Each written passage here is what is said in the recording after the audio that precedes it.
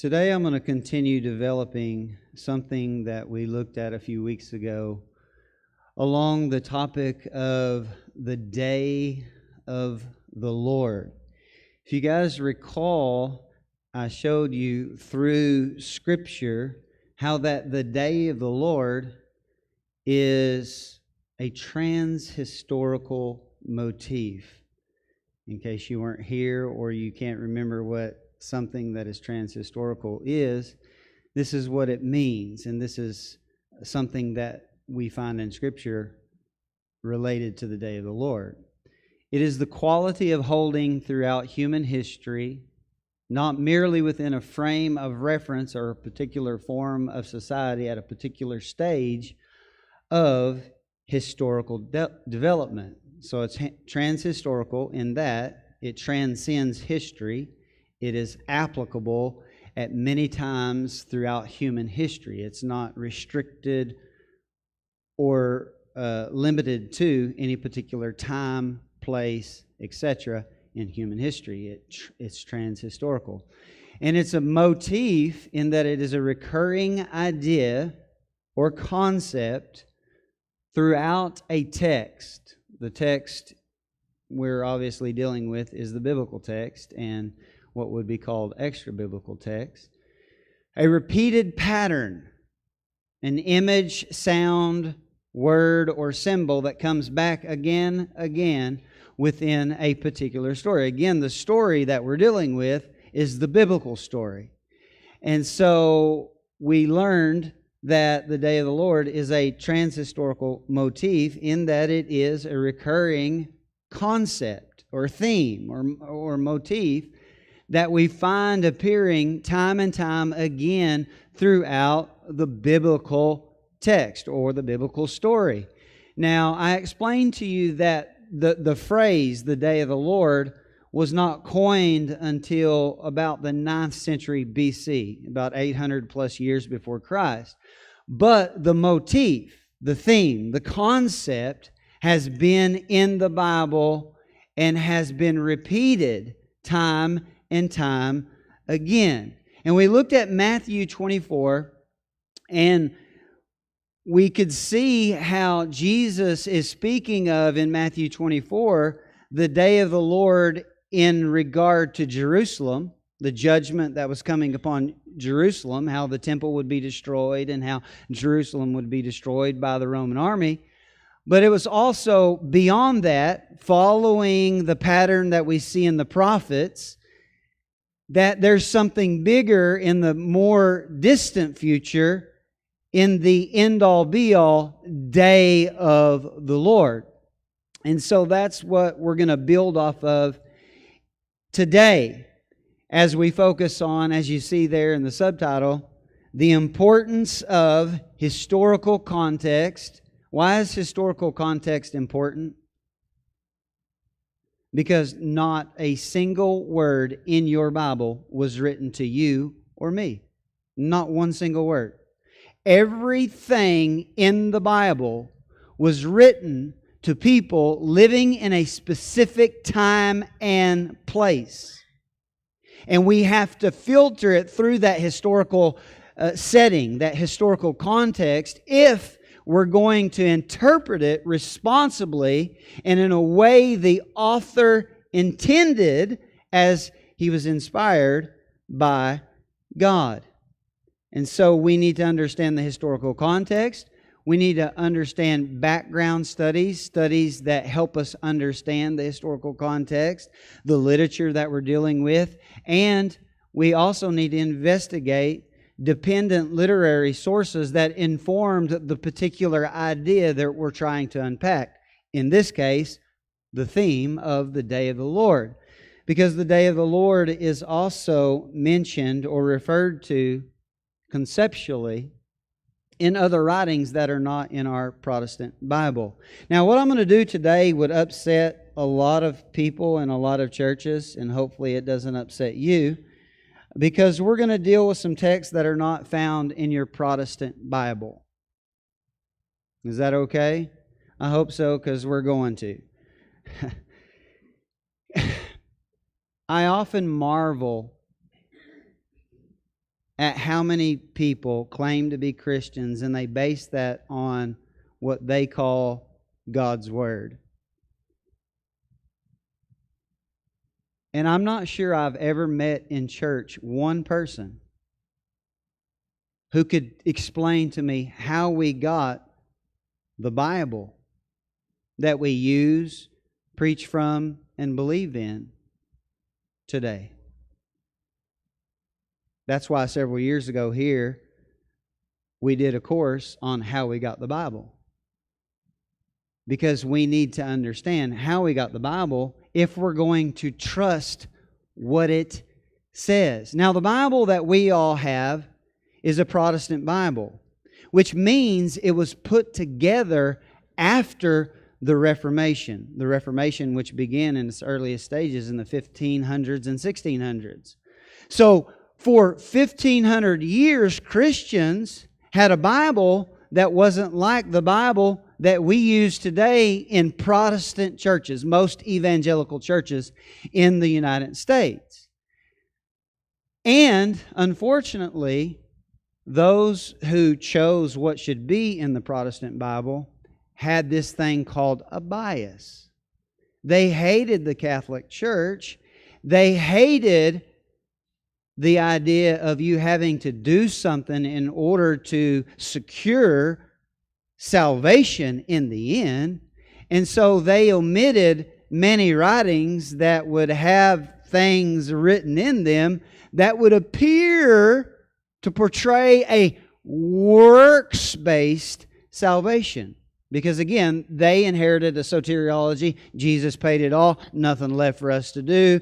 All you have to do is believe that Jesus died on a cross, and magically you're saved. So anything that would directly speak against that, they didn't include in the Protestant Bible. Matter of fact, not only did they not include many writings that should be included, they even tried to keep staples throughout human history since the first century of people who revered the Bible. They tried to keep out the book of James, the book of Hebrews, the book of Revelation. I wonder why they wanted to keep those books out. Pick me. Because they all demand works, are necessary if faith is authentic and if one will have eternal life. But they couldn't pull that off, thankfully. And they're in the Protestant Bible. But there are other writings that we should know and be familiar with because, here's why. Because the New Testament authors used them and quoted from them. Therefore, they thought they were inspired by God, they were authoritative, and they should be read and heard. But the Protestant church is like, you don't dabble with those. They're not in our Bible. You know the Bible we put together? We can't get soteriology right, but we're going to tell you what should and shouldn't be in the Bible. No, I'm not listening to the reformers on anything. Nothing. Zilch. Because if you can't get soteriology right, and when I say soteriology, the doctrine of salvation, what is necessary for salvation, if you can't get that right, you're warped. You're corrupt.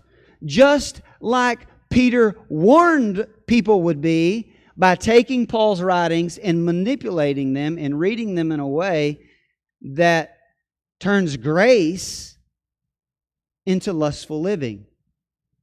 And it's okay because, Jesus washed away your sins.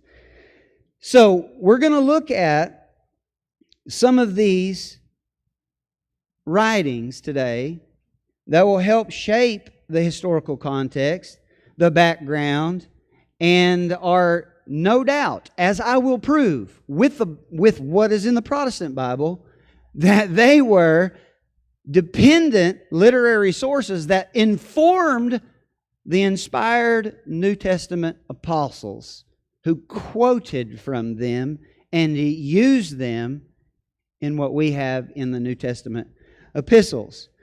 What I hope to do is show you how this trans-historical motif, the day of the Lord, is linked to other day of the Lord's in history and how it's dependent upon them. And I'm going to use the Protestant Bible to prove that. Now, if you guys recall, I showed you this list. I took off the first one that was on the original list, the fall, just because the fall was so limited in it affected a couple. Okay, obviously that had a residual effect on all of humanity, and we're still dealing with the aftermath of that. But as far as the day of the Lord, a mega day of the Lord, a macro day of the Lord, you'll see that I have two of them highlighted in particular. At the top, the flood, and at the bottom, what we know is going to be the climactic, end-all, be-all day of the Lord, the return of Christ, the resurrection, and the final judgment. But I'm going to show you how even according to Jesus, how His return, or you could even say the destruction of the temple, is very much linked to the story of the flood. Because remember in Matthew 24, all of the things that are prerequisites for a day of the Lord? Tribulation, war, famine, natural disaster, cosmological signs, false representatives of God, false Christ, false, Antichrist, distress, times of trouble. Those are all prerequisites and precede what is to be a day of the Lord, whatever day of the Lord that may be. And we could go down this list and I could show you example after example of how that is true in every situation where you have a day of the Lord. Now, the day of the Lord is a day of what? A day of judgment. Now, in that day of judgment, it's a day of destruction, but it's also oftentimes a day of salvation, as the flood. In the flood, when the day of the Lord came, Noah and his family got on the ark, and they were saved. Everybody else had rejected the preaching of Noah. They had disregarded the warnings of Noah, and they didn't get on the ark. And so on the same day that it brought salvation for Noah and his family, it brought what? Death and destruction for the rest of the world as the earth was flooded. Now let me show you from Jesus we're going to return to Matthew 24, and I want to remind you of something He said, because this will help us in tracking this theme of the day of the Lord. He said, "For as were the days of Noah." The days of Noah would be the days what? Preceding the flood. "As were the days of Noah, so will be the coming of the Son of Man." Which begs the question, I wonder what the days of Noah were like. I wonder what the days leading up to the flood were like. We're looking at the big picture here. This is human history represented here on the screen with several events that have occurred highlighted. But I want you to notice that the first major event to appear is the flood. It happened 1,656 years after God created Adam. 1656. In the year 1656. So I wonder what happened in this space. This is where the Bible isn't all that helpful. Did you know that? And how do I know that?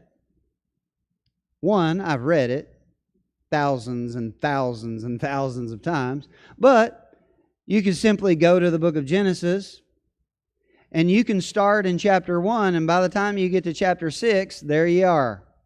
You covered 1,656 years in 6 chapters. How many of you would be honest and would say that you've quietly said, God, you could have given us a little bit more. Right? 1,656 years and you give us 6 chapters. Come on. We want to know more than that. Well, maybe He did give us more. But we've been told not to look there. Y'all with me? I'm going to show you. He did give us more. And we need to be aware of it. Okay, so again, we're going to try to link the return of Christ with the flood. And why are we doing that? Because Jesus said that as were the days of Noah leading up to the flood, so will be the days leading up to the return of Christ. He goes on and says, for in those days before the flood, they were eating, drinking, marrying, and given in marriage until the day when Noah entered the ark. And they were unaware. They did not know, they did not understand what was coming.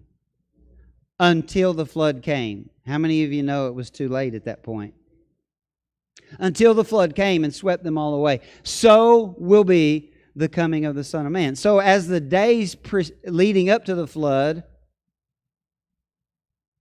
are to be similar to the days leading up to the return of Christ, so the day of the flood is similar to the day that Christ returns. Now, what's interesting about that is when you consider the rest of the Olivet Discourse, where he talks about there'll be tribulation, famines, distress, all of these signs, false Christ, false, love will grow cold, lawlessness will abound, all of the things that we read a few weeks ago. It had to have been that way before the flood, too. But what's striking about what we read is they're going on with life. They're marrying, giving in marriage. They're going on with life. They are unaffected by the lawlessness, the evil, the corruption that is happening right before them. They were unaware, as we see. They didn't know. They didn't understand. Moral decay and depravity abounded in the days leading up to the flood, as will be the days leading up to the return of Christ. And people were just living their life, head in the sand. Not my problem. Oh well. Unaffected. He said it will be that way before He returns, because it was that way before the flood. Let me show you another passage that's not part of the Olivet Discourse, where Jesus says this same thing in Luke. Just as it was in the days of Noah, so will it be in the days of the Son of Man. They were eating and drinking and marrying and be given in marriage until the day when Noah entered the ark and the flood came and destroyed them all. Sounds similar to what we read in Matthew, living normal lives even though chaos abounds. Nobody seems to be aware of what's coming. Except who? Noah and his family. Why were they aware? Because they were trusting in God's Word and what He had been said. We're going to look at that here in just a moment. But I want to show you a little bit more. I want to show you how Luke takes what Jesus is saying a step further and links it to another day of the Lord in history. Watch this. Likewise, just as it was in the days of Lot. Well, what are the days of Lot? Where did Lot live? In Sodom. And the Bible doesn't tell us all that much about Sodom. You can go read chapter 18 and 19 in Genesis, but it does tell us more elsewhere. We're not going to dive into that today. I'm just showing you how the day of the Lord is linked to the flood, but it's also linked to what? Sodom and Gomorrah and the cities of the plain being destroyed. So just as it was in the days of Lot. They were eating and drinking, buying and selling and planting and building. They weren't worried about it. When you read the extra biblical writings about what was going on in Sodom, and even in the prophetic writings, like in Ezekiel chapter 16, it says, this was the sin of your sister Sodom, pride, fullness of bread, did not strengthen the hand of the poor and needy, lack of hospitality. You can go read that in Ezekiel chapter 16. But it was a time of perversion. It was a time where it was a place where humans were just totally disregarding the principles and the Word of God. And that's how it was. So just as it was in the days of Lot, they were eating, drinking, buying, selling, planting, building, unaffected by the moral chaos. But on the day that Lot went out from Sodom, fire and sulfur rained from heaven and destroyed them all. So will it be on the day when the Son of Man is revealed. So I've shown you in just a few verses how there are 3 days of the Lord that are linked. What we're anticipating in the return of Christ is linked to the flood and the destruction of the cities of the plain. And it will be similar in that there will be moral depravity, moral decay, all of the things that we read earlier in the Olivet Discourse. Wars, famines, natural disasters, cosmological signs. All of those will be precursors to the day of the Lord. Now, have you ever, just getting ahead, because my mind's on Revelation because we're fixing to go through that series fresh and anew again. But have you ever noticed how the Revelation, which is all about the day of the Lord, showing us the day of the Lord from many different angles, have you ever noticed how it borrows language from the flood, the Tower of Babylon? Babylon has fallen, has fallen. Did you know Babel and Babylon is the same word, Bavel in Hebrew? Sometimes we don't make the connection because of the English language barrier, but it's the same word. Babel. You have language associated with the fall of Sodom and Gomorrah, the judgment, the fire and brimstone that destroyed the cities. You have lots from the Exodus, the plagues of the Exodus leading as the build up to the day of the Lord, where the angel passed through and there was salvation for the Israelites and death for the Egyptians. And it's related in so many ways in its language. Why? Because they're all connected. Why? Because it's a trans-historical reality that we need to be aware of. There have been many days of the Lord. There have been many days where the Lord has come down and judgment has taken place and salvation has taken place.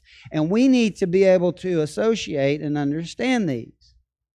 But today, we're going to try to find the connection between the first big day of the Lord, the flood, and the coming day of the Lord. I was going to point to it, but I don't know when that day is going to be, so I can't. Here we go. It's somewhere. But I want to show the connection to the flood, the days leading up to the flood, and the return of Christ, and the days leading up to the return of Christ. And to do that, we're going to start by looking in your Protestant Bible. And we're going to leave that looking at a few verses wanting. But I'm going to try to satisfy that want somewhat by digging a little bit further, if you guys can stay with me. Everybody with me? Okay? Because we're trying to tie things together according to what Jesus said. So, what were these days like? Let's look. And it came to pass, when men began to multiply on the face of the earth, and daughters were born unto them, that the sons of God saw the daughters of men, that they were beautiful, and they took wives for themselves of all whom they chose. Now, Who are the sons of God and who are the daughters of men? This is where historical context, background studies, and dependent literary sources are super helpful. Because there are a lot of people that think that the sons of God here are descendants of Seth. Seth was born as a replacement for Abel, and Seth was righteous like Abel. So they say the sons of God is Seth, and the daughters of men, that's, let's pick a bad guy. Oh, Cain. Yeah, that's Cain's descendants. So Seth's descendants, Seth's sons, started marrying Cain's daughters. The first question that we need to raise, and we need to look in our Bible to try to find this answer, is where else do we find the phrase sons of God? In the Old Testament. Where else does that phrase sons of God appear? How many of you think I've done that study? I can tell you, having looked through the entire Old Testament, that this phrase, sons of God, appears 5 times. Prove me wrong. Double dare you. 5 times in the Old Testament. It's the phrase B'nai Elohim or B'nai HaElohim. The sons of God. So what should we do to try to understand in the Bible, if that's all we're going to use, if we're one of those that all we're going to use is the Protestant Bible. Okay, let's do a study there. Let's look at the other occurrences and see if we can find out who these sons of God are. Why is it important to understand? Because this is going to help us understand what the days before the flood were like. Right? And why is that important? Because the days before the flood are like the days before Christ returns. Okay? So let's look elsewhere in our Bible for this phrase, the sons of God. Anybody know where it appears? Job. Job 1 and verse 6, it says, "Now there was a day when the sons of God came to present themselves before the Lord, and Satan also came among them." Who do you think this is referring to? Satan is an Elohim, an angel. We would say angel. So who do you think the sons of God were? Let's keep prying. It appears in the next chapter. Again, there was a day when the sons of God came to present themselves before the Lord, and guess who was there? Satan also came among them. And what is Satan doing in this role in Job? He's playing the role of accuser. Why do I point that out? For those of you who have been reading ahead in Revelation, we read about the accuser of the brethren is cast down. Well, where is he cast down from? Heaven. So where are these sons of God appearing before the Lord? In heaven. You know what that kind of does? That kind of rules out that they're human beings, doesn't it? Still not convinced? Anybody not convinced? Let's keep prying. In Job 38, one of those classic responses of Yahweh to Job. And this is what the Lord says.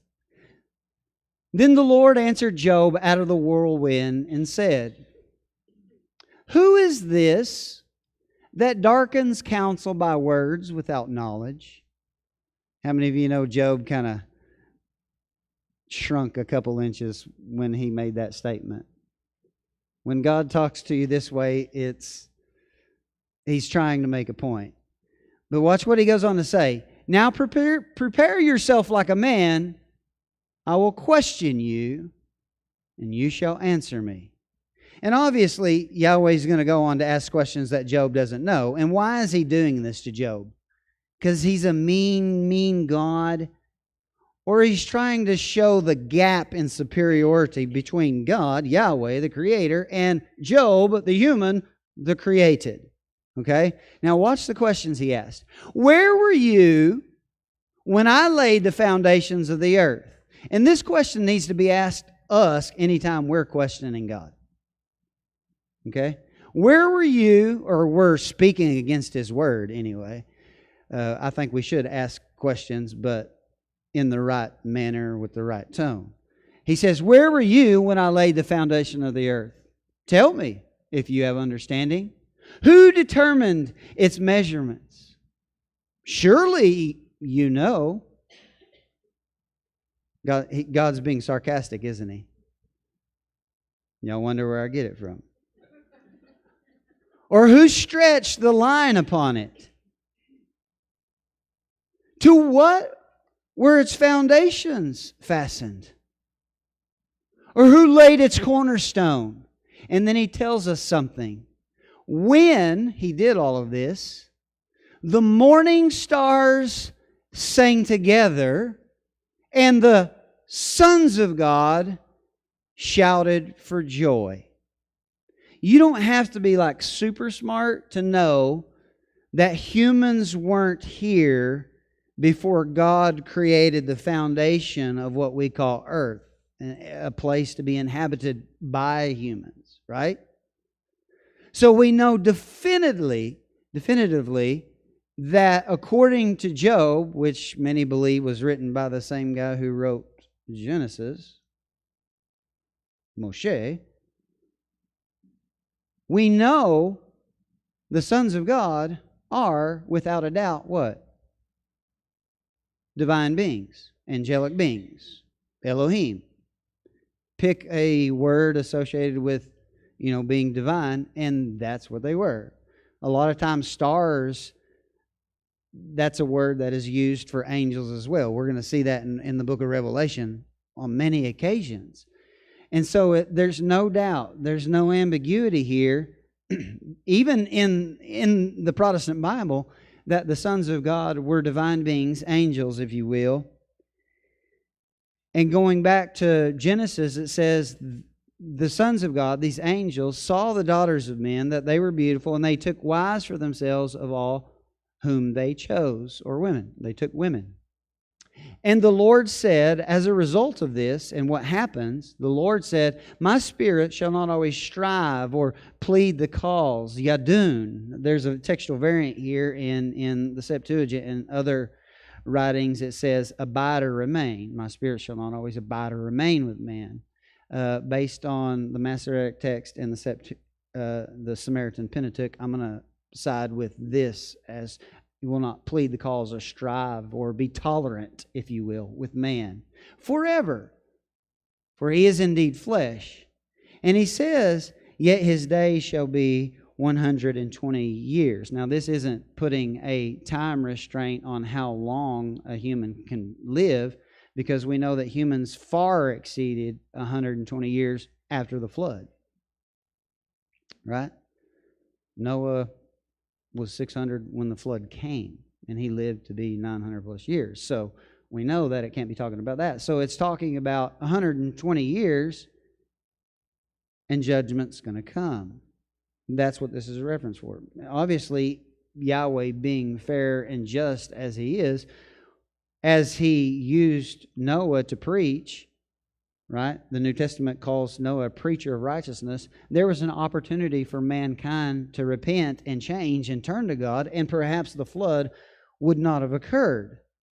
And so that's what He does. He puts 120 years, He puts the countdown, He turns the hourglass over, sets it at 120 years. If man doesn't change and continue down this path of corruption, the day of the Lord will come in the flood. Now it says in verse 4, the Nephilim, or the giants in English translations, were on the earth in those days being what? The days before the flood, the days of Noah, leading up to the flood, and also afterward, which would be the days what? After the flood. So before the flood and after the flood, there were Nephilim on the earth. And how do they get here? When the sons of God came in to the daughters of man, and they bore children to them. These were the mighty men, the Giborim, the mighty ones, the heroes, who were of old, the men of renown, men of the name, men who were building their own name instead of glorifying the name of God. And as a result of that, that's all it tells us. As a result of that, it says, and God saw that the wickedness of man was great in the earth, and that every imagination of the thoughts of his heart was only evil continually. Now remember what we read in Matthew? Despite what we just read here, where the wickedness of man is great and the imagination of man's heart is evil continually, they were still going on with life. They were eating, drinking, being married, given in marriage. Oh, life is great. Life is grand. No problem. Moral depravity abounds. And God sees it. And God is bothered by it. He's bothered by it so much, this next verse is written. And the Lord was sorry. The Lord regretted that He had made man on the earth, and He was grieved in His heart. Things were so bad. Wickedness was so bad, guys, that the Lord regretted created human beings. You know what is just mind-boggling? Humans didn't realize it. They were living life as normal and going on with life. What's the problem? Who's this crazy guy telling everybody to repent? What's he talking about? We just need to be happy, and we're only here for a while. We need to live our lives and live it up and have fun, and we need to experience things. Meanwhile, God's sitting in heaven going, what was I thinking? Why did I create these free will terrestrials? Look at them. Wickedness abounds. And they were unaware. Sound familiar? So the Lord said, I will destroy man, or mankind, whom I have created from the face of the earth, both man and beast, creeping thing, and birds of the air, for I am sorry that I have made them. But Noah found grace in the eyes of the Lord. Why did Noah find grace in the eyes of the Lord? Watch this. And these are the generations of Noah. Noah was a righteous man. I thought there was none righteous, no, not one. Noah was a righteous man. Why was Noah a righteous man? This is deep. You ready for this? He did what God said at any and all cost. It would take a righteous man to preach to a generation that was unaware of the spiritual condition they were in, and so obstinate that they were unwilling to get to a place of safety before the judgment of God came. You talk about a righteous man who would stare at the rest of the world and repeat what God had told him, and nobody listened. Can you imagine? I mean, you think of our lifetimes. You think of doing that for a year. That would be tough. 2 years, 3 years. Do it for 120 years. 120 years, no converts. Noah, your ministry sucks. Numbers is success. Isn't that how we define success in today's church world?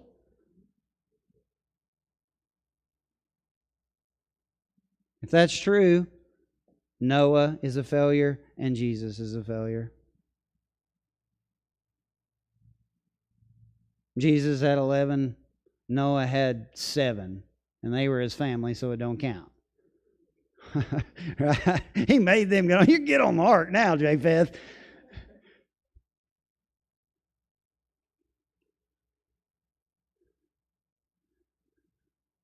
Noah was a righteous man, blameless in his generation. Noah walked with God. Noah walked with God. He was a man of faithfulness. And Noah had 3 sons, Shem, Ham, and Japheth. A little trivia from our Genesis series. Does anyone remember who was the oldest?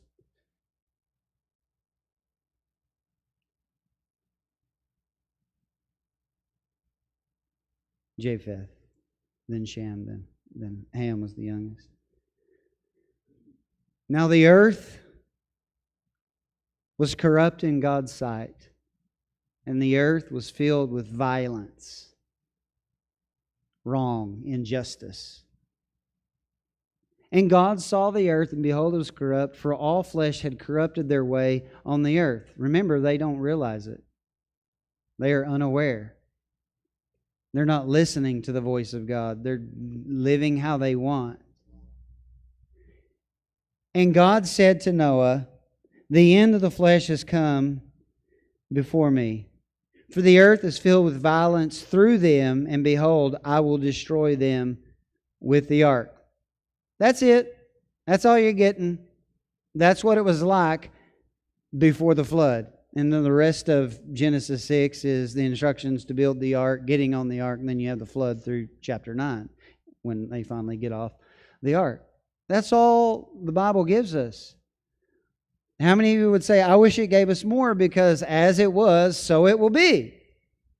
And it would be helpful to know more about what was going on in those days leading up to the flood, because there's going to be a repeating of that in some modernized form before the return of Christ. And the same could be true of any day of the Lord. The things that are introduced by the watchers, these sons of God, how they corrupted human beings with forbidden knowledge, are all elements that we find in every society or empire that fell prey or victim to the day of the Lord. Even God's people, when they incorporated the things, the ideologies, and utilized the things that were introduced by these angels, even judgment came on God's people. The destruction,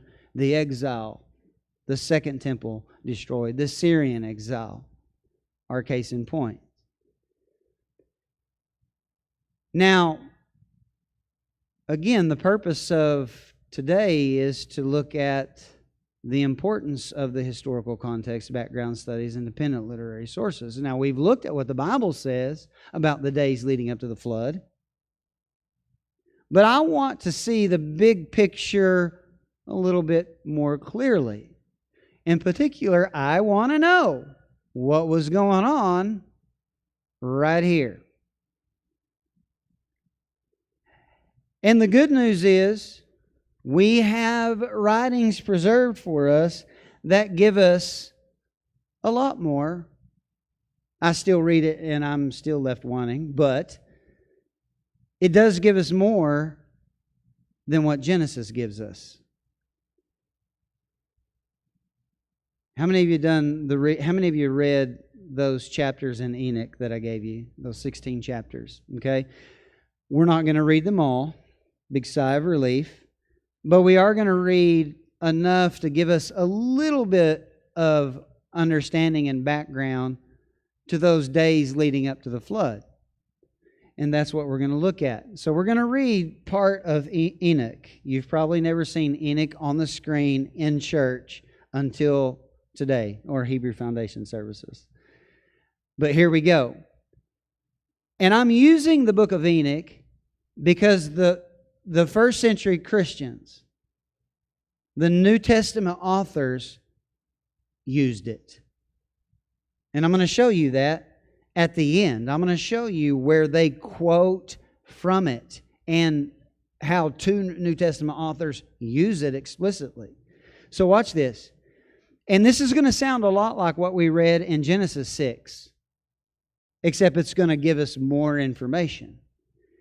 So Enoch, chapter 6, verse 1, and it came to pass, when the children of men had multiplied, that in those days were born unto them beautiful and comely daughters. And the angels, who? The angels, it tells us more matter-of-factly, the angels, the children of heaven, or the sons of God in Genesis, saw and lusted after them, and said to one another, Come, let us choose us wives from among the children of men, and beget us children. So there's a certain group of angels that say, you know what? They're having babies, we need to have babies. So let's go do it. Off we go. Leave the portals of heaven. Leave the glory of God to the terrestrial world, and let's make babies. What were they thinking? And Semyaza, who was their leader, said unto them, Wait a minute, I fear you will not indeed agree to do this deed, and I alone shall have to pay the penalty of a great sin. Now, the dude knows that if I do this thing, I'm going to have to pay the penalty of a great sin. But I'm going to do it anyway, but I just need to know, y'all got my back. I'm about to go sin big time.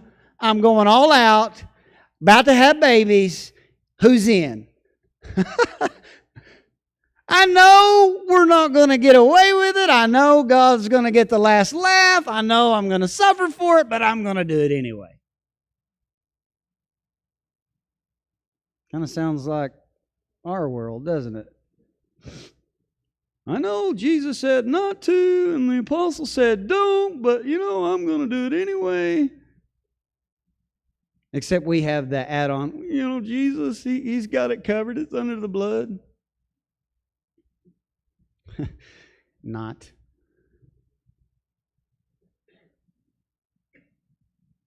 Verse 4. Therefore they all answered him, those who agreed, Let us all swear by an oath. This word, swear by an oath, is the Hebrew word cherem, which is important. This really helped me in my early studies to make sense of some things in the Bible that didn't make sense to me. Like, in particular, let me hold this thought. Please don't let this get away. Come back to this point. Okay. I remember years ago, I sat down. I really wanted to study the Bible. I couldn't find reliable sources to explain the answers I had concerning the Bible, because I found out in church, like, nobody reads their Bible. Like, nobody reads it. So, like, you ask people a question, they're like, huh? Like, yeah, I was reading the other day and it says this. Huh? Where? Forget it. I'm going to figure it out myself. So I started studying. And one of the problems I had was when I was reading through the Torah and then Joshua, I read where God told the Israelites to go into certain cities and kill everything. In the King James it says, utterly destroy everything that's breathing. Animals, babies, grandparents, everything. No mercy. And I had to be honest, I read it and I was like, dude, what is up with this? God's a loving God, a merciful God, long-suffering, all of this. But He's also just and righteous. I'm struggling with this. Kill the babies? Kill everything? What'd the animals do? Right? And when I started learning and increasing my knowledge and investigating in the original language, I learned a word, cherem. That's the Hebrew word that you find when it says utterly destroy, annihilate. But it has a dual meaning like a lot of Hebrew words, a total antithesis in meaning. And like, for example, here's another word, kadosh in Hebrew can mean holy, or it can mean that which is set for destruction. And this word is the same. It means to swear an oath or to bind an oath, but it also is to swear an oath with consequences that are beyond comprehension, destructive. Okay, so you bind yourself to it. And this is what they do. They answered him, and I'll return to this thought here in just a moment. If I don't, remind me when we do Q&A. He says, let us all swear by an oath, let us cherem, and devote one another to mutual destruction, not to turn back from this decision until we complete it and do this deed. Okay, so they all swear like, we're going to totally be destroyed if we don't do this. No, you're going to be totally destroyed if you do it. But okay, tell yourself whatever you need to. But the point is, they swear with one another, these angels. And they bind one another to this thing that they're committed to doing, even knowing that it's going to bring grave consequences. But, we'll be cursed if we back out of doing it. So then they all made a vow together and put each other under a curse in regard to this. So you just visualizing them making this agreement. They've set their minds, we're going to go and we're going to procreate. Now remember, these are the same sons of God that witnessed creation, so they're privy to a lot of things that we as terrestrials aren't. How many of you would agree? You're there, you witness creation, you know some things. Now watch this, verse 6. And they were in all 200. So we have a number. There are 200 of these angels that decided to do this. And it says they descended in the days of Jared. Who's Jared? This is why you shouldn't skip over the genealogies. Y'all know? Y'all do. So there's another begat session. I'm begetting to the next page. Right? You do it. The begats are there for a reason. It says in the days of Jared. Jared was the great grandson of Adam. Jared was the 6th human born. And he lived, we know based on the genealogy, from the year 460 to the year 1422. 962 years. That dude lived a long time. During his lifetime is when these angels made this pact, this cherem, to come and procreate with humans. So we have a little bit more of a time frame, narrowing it down to when this occurred. And I would say closer to the latter end of his life, more so. And we don't know if they did it all at once or if this was in stages. This is something that we don't have the fullness of the information. But we kind of have a time frame, right? So when we look at the big picture, we know that it happened during the days before the flood. So back to our text. They descended in the days of Jared on the summit of Mount Har Hermon. You probably noticed that same sound. Cherem, Hermon. Mount Hermon. And they called it Mount Hermon because they had sworn and bound themselves by mutual imprecations upon it. They bound themselves to this oath at that place. So they called that place, that mountain where they descended and made this pact, this agreement, a word play off of what they did. Cherem, Hermon, Mount Hermon. And so, let me show you. You guys who have been to Israel, man, you can't see that very well, can you? But this is the Sea of Galilee. Those of you who have been to Israel, you've been up to Caesarea Philippi in this area.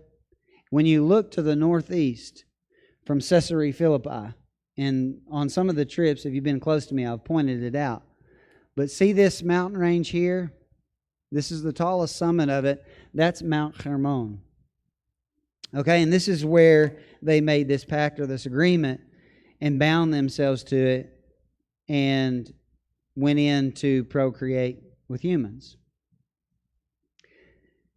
And it says these are the names of their leaders. Now, I'm going to need a volunteer to come up here and say these names.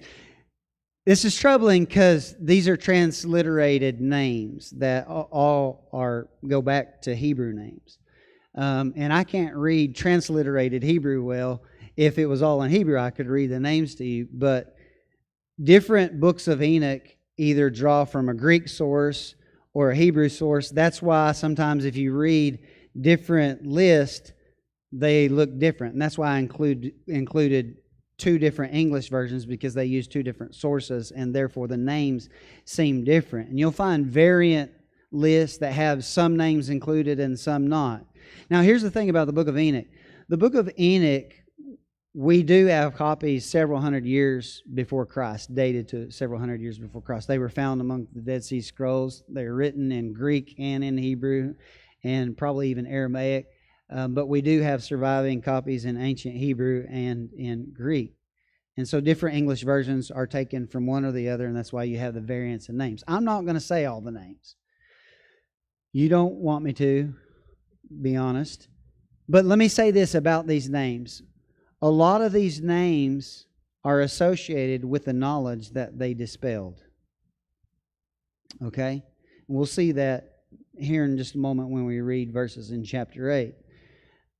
It says, these are the chiefs of 10. So it names kind of the ringleaders of these angels who are rebelling against God and making this agreement to go and procreate with humans. Then here's the list in Lexham. And I'll include the PowerPoint. You can look at them and you can see the differences. But in chapter 7 it says, and all the others together with them took unto themselves wives or women, and each chose for himself one.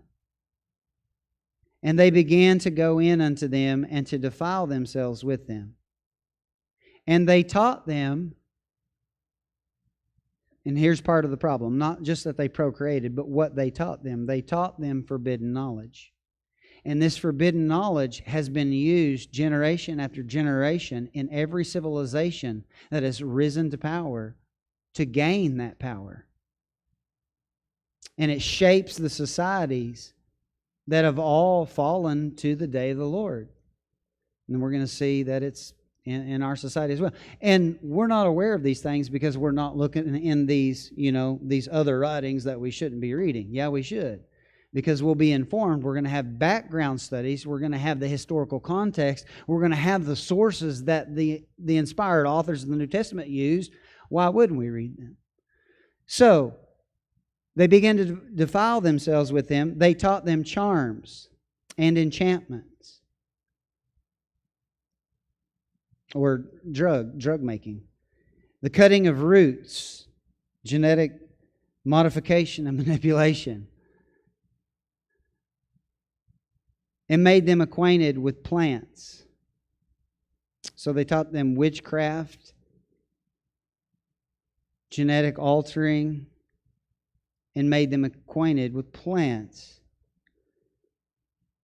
They became pregnant, and they bare great giants whose height was 3,000 ells. This is obviously hyperbole, 3,000 ells. An ell or a cubit is 18 inches. I doubt they were 3,000 times 18 inches. Right? So it's hyperbole. It's stating they were in great stature. You can read about those who are of great stature in the conquest. Remember when I said I had a problem with the conquest and God telling the Israelites to kill everybody? Well, when you read about the people associated with the people groups that they were told to exterminate or annihilate, they had giants among them. And so God was using the Israelites to eradicate the giants who were on the earth after the flood. Why did He use the Israelites to eradicate the giants after the flood? Because when God brought the flood, He made a promise and put a rainbow in the sky saying, I will never flood the earth again. So how's He going to get rid of the giants? He's going to raise up a faithful seed through the descendants of Abraham, and He's going to use them to eradicate the giants. That's why God could tell the Israelites, go in the city and kill everything. Why? Because they are corrupted. They are corrupted seed, and therefore annihilate them all. And we see, finally, in King David's day, David and his mighty men finally eradicated the giants, Goliath and his brothers, and the remnant of the giants. It says that there in the historical books. We're not going to focus on that because we're dealing with the giants before the flood. So they bare great giants whose height was 3,000 ells, who consumed all the acquisitions or the produce of men. And when men could no longer sustain them, the giants turned against them, the humans, and devoured mankind through cannibalism. There's other writings that talk about the cannibalism involved and the drinking of blood and things of that nature. And they began to sin against birds and beasts and reptiles and fish. And it makes you wonder how. How does a human sin against a bird? Or a beast or a reptile or a fish?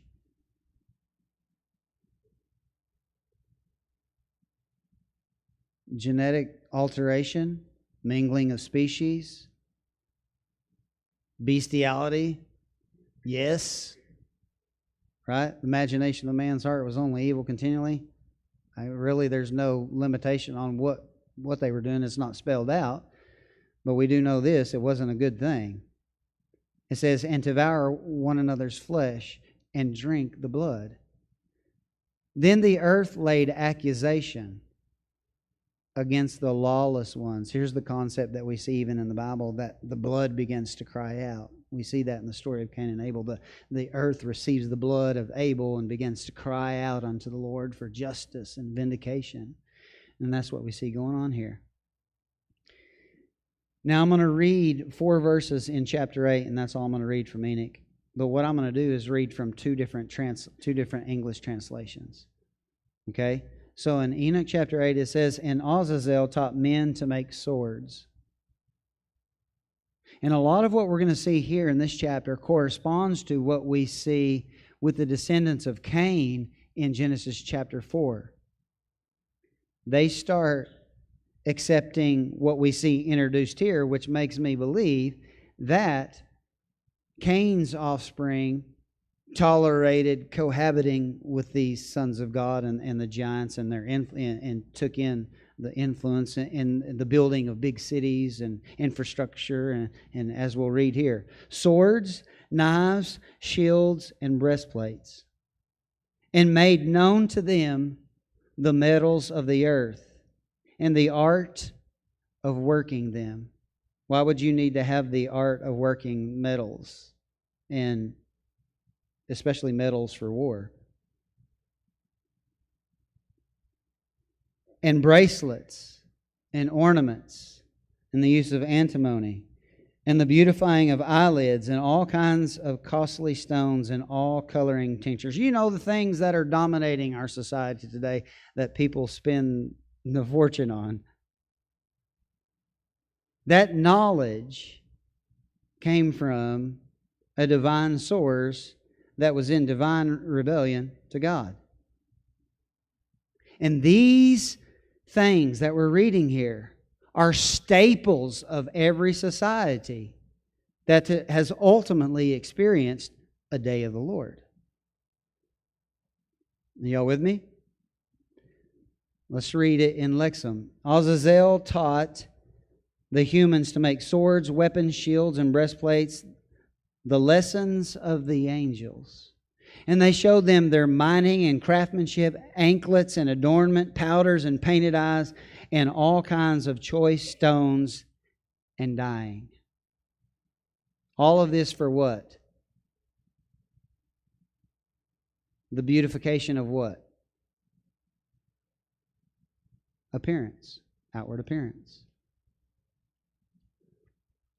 What about the condition of their hearts? It's evil continually. Imagination of their hearts was evil continually. They were focused on the external. Does that not sound like our society today?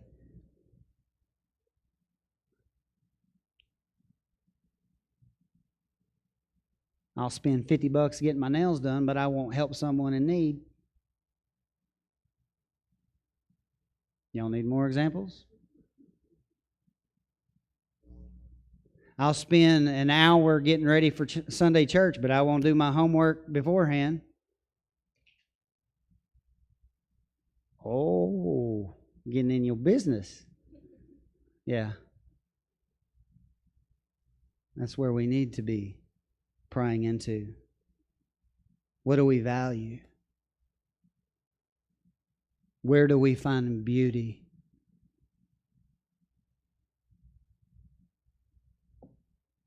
What are we investing in?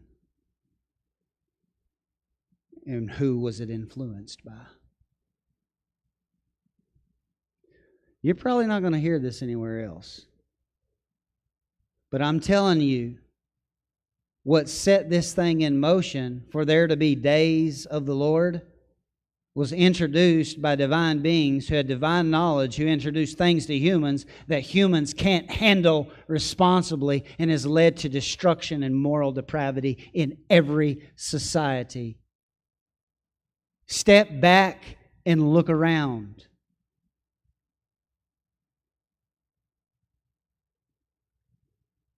So they introduce all this.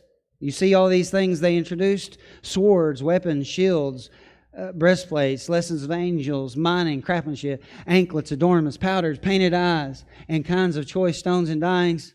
And there arose much godlessness. And they committed fornication.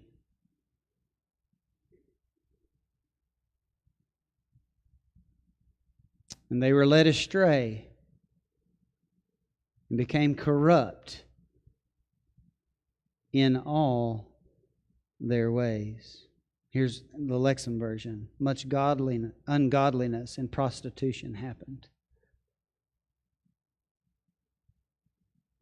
And they were led astray and ruined in all their ways. Semyaza taught enchantments, witchcraft, and root cuttings. Armoros, the resolving of enchantments, witchcraft.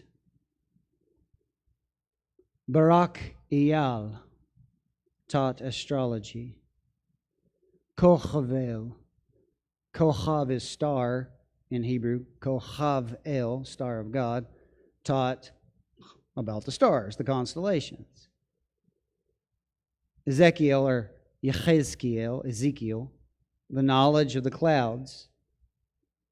Arakiel, or Rakiel, in some translations, which I believe is more adequate, the signs of the earth or the signs of the heavens. Rakia is what divides the heavens from the earth, the Rakia, if you remember the creation story in Genesis. Shamshiel, taken from the root shemesh, sun, the signs of the sun. Makes you wonder, maybe all these other cultures and civilizations that have these hieroglyphs and these other deities that are associated to these things we're reading, they weren't crazy and making stuff up. Maybe they were actually visited by divine beings and were corrupted into worshiping them instead of the one true and living God. Selah. Guys, you can't go across the globe and find the same thing in places far remote from one another and find the exact same things without there being the same source, which has to be a divine source to bridge that gap.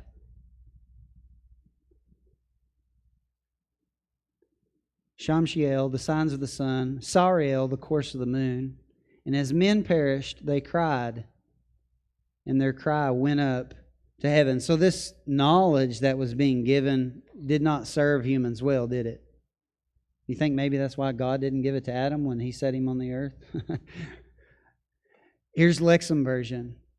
And Semyaza taught enchantments and cutting of roots. Amoros, spells of healing, medicine, witchcraft, drugs. Rakiel, astrology. Things that alter the natural order of things. the sowing and reaping that God Himself set in motion.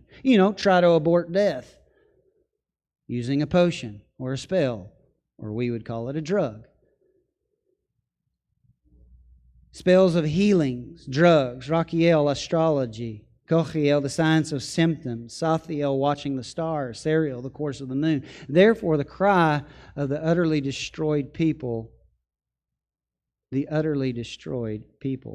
people who had been cheremed, went up to heaven. So we're kind of getting a little bit bigger picture of the big picture, ain't we? More so than what we read in Genesis. I know it's disturbing, but it's accurate, it's historical. It was known to the apostles, it was known to Jesus, and I'm about to show you that. In 2 Peter chapter 2, and notice the progression of 2 Peter chapter 2 into 2 Peter chapter 3. 2 Peter chapter 2 is about false teachers and manipulators and liars. And in chapter 3, it's about the day of the Lord. Remember, false teachers and liars are prerequisites to days of the Lord, i.e. the Olivet Discourse. Now watch in 2 Peter chapter 2. We're only going to read a few verses. Read the whole chapter and read the chapter that follows it. And I encourage you to do that. And you're going to see it. You're going to see it. For if God did not spare angels when they sinned, but cast them into hell and committed them to chains of gloomy darkness to be kept until when? The judgment. The judgment is always associated with the day of the Lord, the end-all, be-all day of the Lord, the climactic macro day of the Lord. And so the angels that we just read about and how they sinned were not spared by God, even though they've been reserved, set aside, locked in a chamber at the lowest of hells until the judgment of that great day. And then on that day, with all ungodly, they will be destroyed once and for all. But the point he's making here is they didn't get away with it, so what makes you think these false teachers are going to get away with it? They won't. Even the angels didn't get away with it, is what he's saying. If he did not spare the ancient world, notice how he's going to tie this to Noah's day. If he did not spare the ancient world, but preserved Noah, a herald of righteousness, a preacher of righteousness, you got to do what God says or else you're going to drown. With 7 others when he brought a flood upon the world of the ungodly. And notice another hyperlink here to another day of the Lord. And turning the cities of Sodom and Gomorrah into ashes, condemned them to destruction, making them an example. An example of what? What happens on the day of the Lord. The righteous are saved and the unrighteous are destroyed. An example to those who afterward would live, how? Ungodly. Now, this is also repeated in Jude. With Jude, his whole letter, he's like, I was going to write to you about common salvation, but I got to deal with these false teachers and how they're bastardizing salvation. And this is what he says. And the angels who did not keep their proper domain. What would their proper domain have been? Heaven and a celestial body, the celestial realm, the celestial body, who did not keep their proper domain, but left their own abode. He has reserved in everlasting chains under darkness for the judgment of the great day of the Lord. As Sodom and Gomorrah and the cities around them, in a similar manner to these, watch this, having given themselves over to sexual immorality and gone after strange flesh. What is strange flesh? The word strange there is heteros. It is flesh that is different. How many of you believe that an angel procreating with a terrestrial, a celestial with a terrestrial, is strange flesh? And that's exactly what Sodom and Gomorrah was guilty of. You could read that in the Lot story. They're wanting to come out and rape the angels that came to visit Lot. And when you read other writings about Sodom, they had major problems. I mean, major problems. I want to get into that because it's pretty crazy, but very perverted. Sexual immorality, gone after strange flesh, and they are set forth as an example, suffering the vengeance of what? Eternal fire. They are precursors to the lake of fire and what will happen to the ungodly. Now I'm going to skip down a few verses in Jude. And he says this, watch this, in case anyone has a problem with me using Enoch as a reference here. Watch this. Now Enoch, the seventh from Adam, prophesied about these men also, saying, Behold, the Lord comes with 10,000s of His saints to execute judgment on all, to convict all who are ungodly among them of all their ungodly deeds which they have committed in an ungodly way, and of the harsh things which ungodly sinners have spoken against Him. He quotes from Jude. He quotes from Enoch. Jude quotes from Enoch. Now, if Enoch is good enough for Jude, do you think Enoch is good enough for you and me? Let me show you. I'm going to read you the chapter and then I'm going to leave this with you. I'm going to read you the chapter that he quotes from. I'm going to read the whole chapter. Enoch chapter 1. You've already read it if you've done your homework. So here we go. The words of the blessing of Enoch, wherewith he blessed the elect and righteous, who will be living, the elect and righteous, who will be living in the day of tribulation, up until the day of tribulation. The day of tribulation here is also the day of the Lord. When all the wicked and godless are to be removed. And he took up his parable and said, Enoch, a righteous man, whose eyes were opened by God, saw the vision of the Holy One in the heavens. Anyone want to guess who that Holy One is? The rider on the white horse in Revelation 19. Which the angels showed me, and from them I heard everything, and from them I understood as I saw, but not for this generation, but for a remote one, which is for to come, because he's going to speak of the end-all be-all day of the Lord, as we'll see. Concerning the elect, I said, and took up my parable concerning them, the Holy Great One will come forth from His dwelling, and the eternal God will tread upon the earth, even on Mount Sinai, and appear from His camp, and appear in the strength of His might from the heaven of heavens. Sounds similar to passages we have in the New Testament that describe the return of Christ, doesn't it?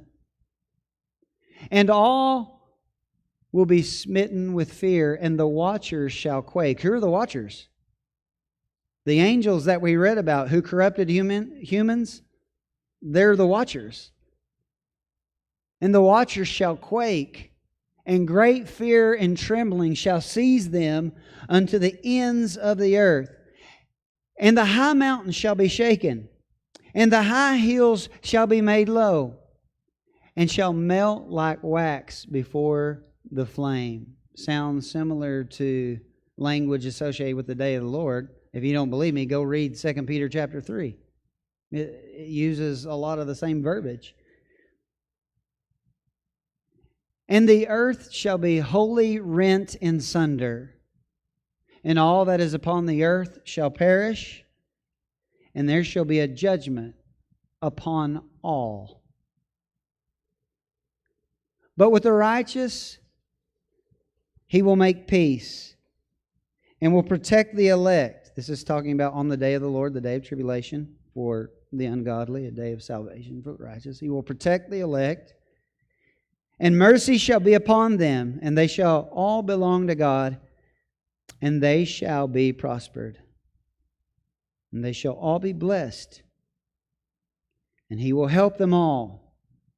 And light shall appear unto them, and He will make peace with them. Similar to what we read at the end of the story in Revelation in regards to the new heavens and the earth, when He wipes away all tears, and there'll be peace and wholeness, and all ungodliness will have been judged.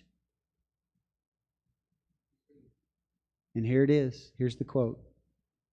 And behold, He comes with 10,000s of His holy ones to execute judgment upon all, and to destroy all the ungodly, and to convict all flesh of all the works of their ungodliness, which they have ungodly committed. He likes the word ungodly, doesn't he? He's like, these ungodly ones are going to be judged.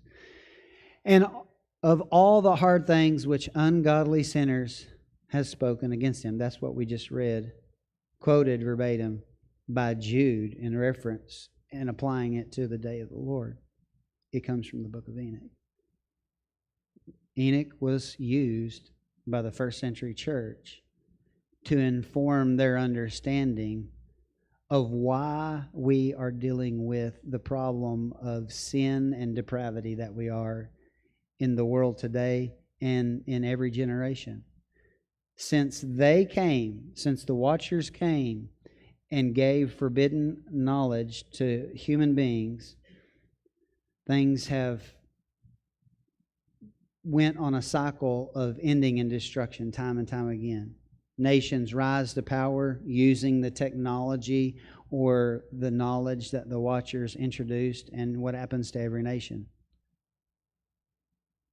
They become morally deprived, and God judges them with the day of the Lord. I told you a few weeks ago, there is a day of the Lord coming for the United States of America. Whether that is with the return of Jesus Christ or like every other nation that has risen to power and fallen, we as human beings cannot continually defy the living God in the ways that we have, in the ways that we read about the Watchers introducing, and we can't utilize what they introduced and think we're going to escape what Jude and Peter made clear. They couldn't even escape the judgment. And so these are some of the sources. I mean, there's obviously more reading if you read all 16 chapters in Enoch that will highlight things that you're going to associate with to the flood and also to today. And I hope you do that. I want to spell everything out for you. I want you to go investigate. And we're going to order some more copies of the book of Enoch so that those of you who would rather have a hard copy can have that. So we'll order some of those because we're out at this time. Any questions?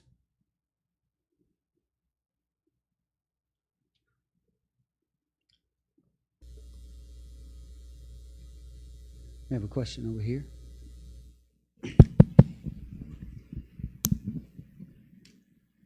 In Enoch 10, in verse 7, it says that, and it's referencing when Noah comes back, the message that he received from the Holy One and what he's supposed to do.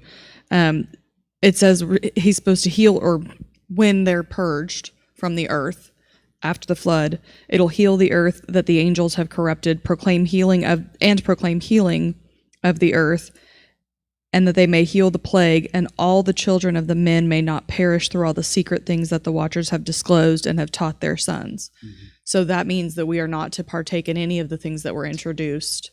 Or does that mean? Let me ask it that way.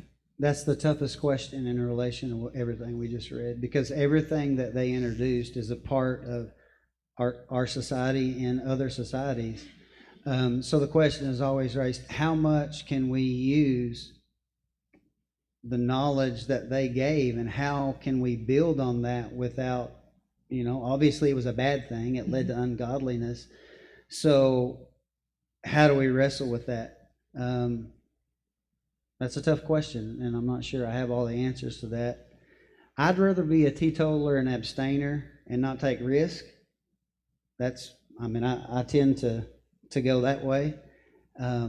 but I don't think you can totally do that in every regard, because we drive vehicles that are made from machines that we have knowledge that we wouldn't have the machine without them.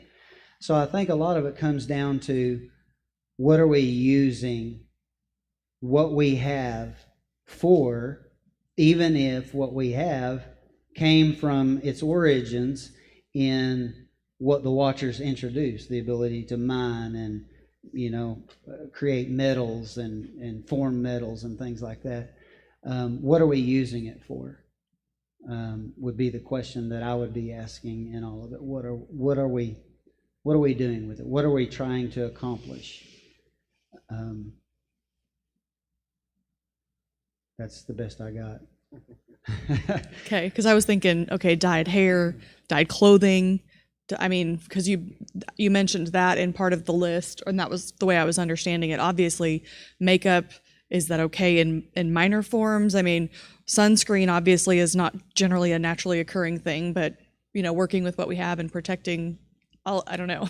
It opens a can of worms that Is it preachers just- don't want to deal with. That's one reason why Yeah. don't read the Book of Enoch. It runs you. Yeah. Um, Is it like balance, like you said? Did you spend an hour and a half getting ready physically and not spiritually? Or let's take some of these one by one. Since you brought up like cosmetics, what are you trying to accomplish with cosmetics? You're trying to make yourself look like you really don't. Did I say that too matter-of-factly? You're trying to make yourself look like you really don't. I mean, I'm sure there's no deception in that. I'm sure.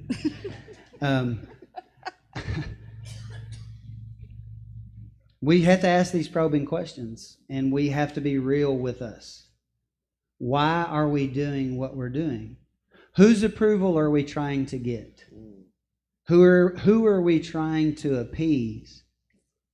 And guys, we're at a huge disadvantage because we were raised in a culture that like hugs all of these ideas that the Watchers introduced. Okay? So I'm sensitive to that. But I think we do need to ask the probing question, what am I trying to accomplish with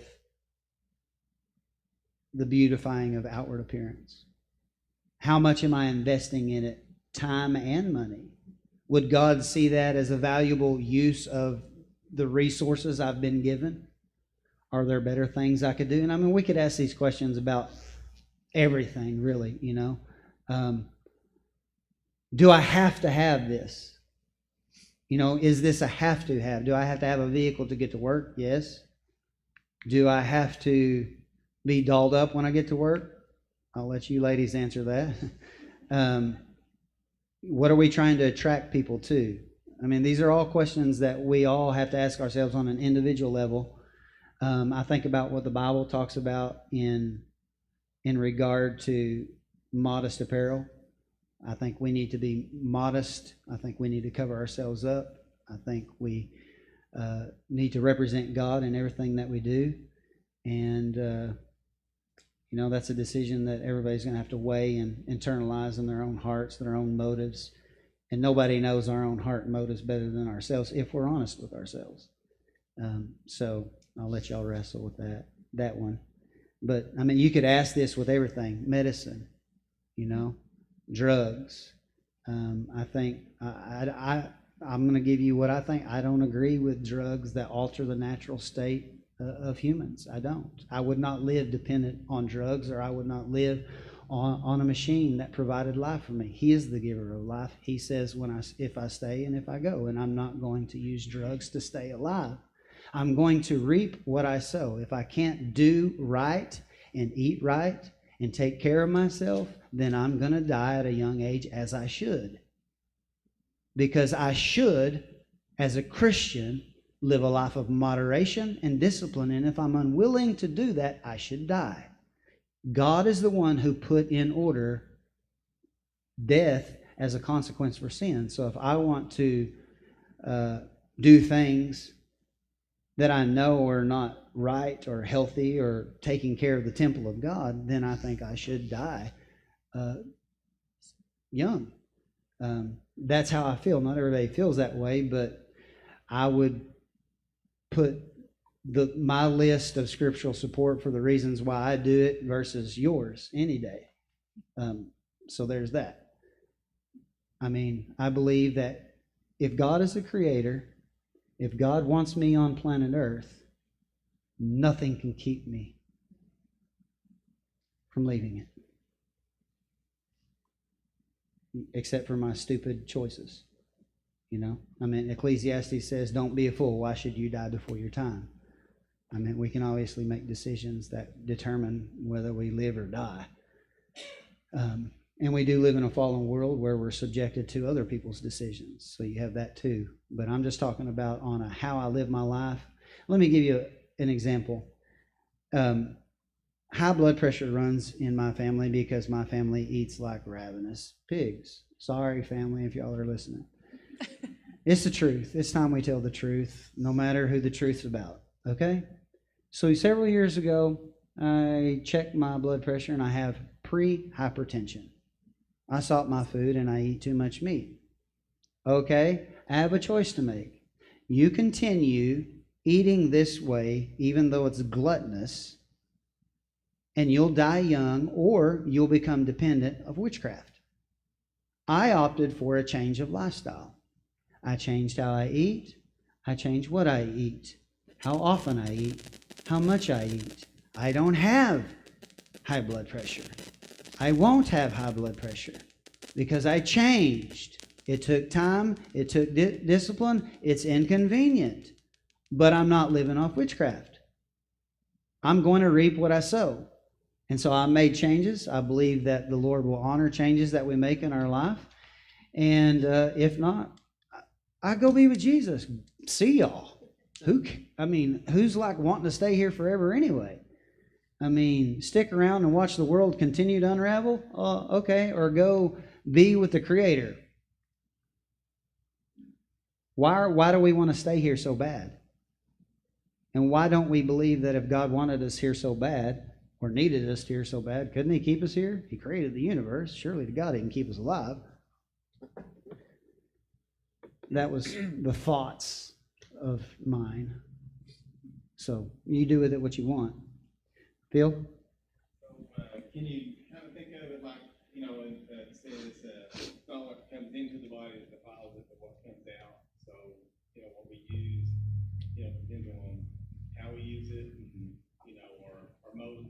Yeah, I think so. A lot of it has to do with what are we trying to accomplish? Because when you read on in Enoch, it's evident that they were trying to gain immortality some other way. And I think a lot of what people are trying to accomplish in, taking drug after drug after drug and being dependent on it is that they don't want to die. We don't want to suffer. We don't want to die. That's part of being a human, though. Kind of like, can I pick on you ladies for a second? In Genesis, God said, women, when you have a baby, it's going to be painful. What do? We flip God off and take an epidural. Do you think about that? God said, you're going to suffer. And man said, oh yeah, we got knowledge from the Watchers. Watch this. We don't realize it, but that's what we're doing. That's how unaware we are. That's part of what I was trying to show us in this. Is just like Noah's day. Everybody's going around. They were living, doing their thing, living their self-centered lives. No problem. What moral depravity? They were unaware. That's how blind they were, and that's how blind our culture is. And unfortunately, the church is no better off because we're not taught anything. We come to church, we hear a 10-minute sermon that's all about us, nothing required. Sing your favorite song and go home the same. Dumb as ever. Not having repented of anything or having a godly pursuit whatsoever in the things of God. That's the church today, and that was the world in Noah's day. Yeah. You also going to stop asking questions here in a minute? Yeah. Okay. Also in chapter 10, it talks about binding Azazel hand and foot and then casting him therein and putting rough, jagged rocks on top of him so that he'll never again see the light of day. That makes me think of Atlas in Greek mythology, where he was put down in the deepest of Tartarus and was supposed to hold up the earth. And you talked about, the correlation between all these different gods, give them different names, whatever you want to within all the different cultures. So Hercules and all of these other myths, you think that there is truth in where all this came from? I mean, we just use different tongues to reference them. I believe so. I mean, I think it's fitting that in that verse that you just referenced in 2 Peter, the word Tartarus is actually used. The Greek word Tartarus is actually used, and that's the only place it occurs in the New Testament. So, I think there's a connection. I don't think we have enough literature to draw as definitive of connections as we'd like to. But I definitely think there's a connection to the gods that all of the nations served, and I think there's some legitimacy to the fact that they did experience encounters from divine beings and who portrayed themselves as gods, the sun god or whatever various god. I don't think they were just tripping and making stuff up. I mean, it took them a long time to carve that stuff in rocks and stuff. And I don't know about you. I'm not going to carve make-believe stuff in a rock. I think they really had encounters. Why would we not believe it? It's in our Bible. There were divine encounters that we read about all through Scripture, so why would these other civilizations not have had those same encounters, especially when you have such matching scenarios? Take what they built. How pyramids and temples and sanctuaries were built in alignment with the constellations and all of that, and they'll be the same on different parts of the earth. How's that possible? You can't even tell that from anywhere but the sky. How do they get that knowledge? How could they be that precise in the degree of the wall of an angle? And I mean, there's so much we don't know. There's so much we don't know. But we do know that the Watchers visited and they gave us a lot of stuff that did not work in our favor. But to the point that you raised earlier, okay, they introduced swords and weapons and things like that. Well, the Israelites later used those same weapons to exterminate the giants. So in that case, they did use something the Watchers introduced, but they used it, against the Watchers and their offspring. They used the dyes for the temple, the tabernacle furnishings. They used different aspects of the things the Watchers introduced, we find being used by the priesthood and in the tabernacle and in the temple. So again, to find that line of what can we use and what can we not use because it came from a bad source and it corrupted mankind, it's a lot to wrestle with. But if I didn't accomplish anything today, leaving that with you to wrestle and giving you more of a God consciousness in everything that we do, I think will be mission accomplished. Any other questions? Doug, you got a question? Yeah. Let us get you a mic.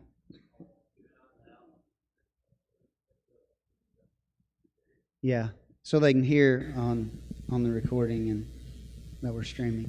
I didn't hear your voice. Okay. Now, you said the Watchers came down during the time of Jared. Yep. Okay. Then the flood came. And the flood was to destroy everything, beast and the whole 9 yards. So why did David become a man after God's own heart and have to kill all these other giants? And when did they come back down? Genesis, in the verse that we read, remember I pointed out, and there were giants in the earth in those days and also afterward. We don't have a definitive pinpointing or timeline of when they came down again and procreated again. We don't know. We don't have that information, or at least I'm not aware of it in all of my efforts to find that out. What we do know is they did exist again, and ironically, we find them straight down the mountain chain from Mount Hermon in the mountain range that goes all the way down and over into Egypt. And so they had to kill off these people groups there and in the land all the way up until the time of David. They didn't accomplish it in the conquest like they were supposed to have under the leadership of Joshua. They killed off most of them. But ultimately, through David and his mighty men, they killed off what was known to be the last of the giants. Now, the thing with the Watchers is, when they did this, whether it was before or after the flood, we know that they were taken and confined to Tartarus until the judgment at the time of the end. Which is interesting to point out, and what may explain why they haven't done it again. Because even Satan wasn't bound. You know, in all of his corruption and influence, he wasn't bound immediately, as they seemingly were when they, you know, came down and procreated. So there's a lot of questions we don't know the details of, but it is clear that God used the Israelites to exterminate the second round of them. And, you know, people always ask the question, well, you think there's Nephilim today? I don't know. I don't know.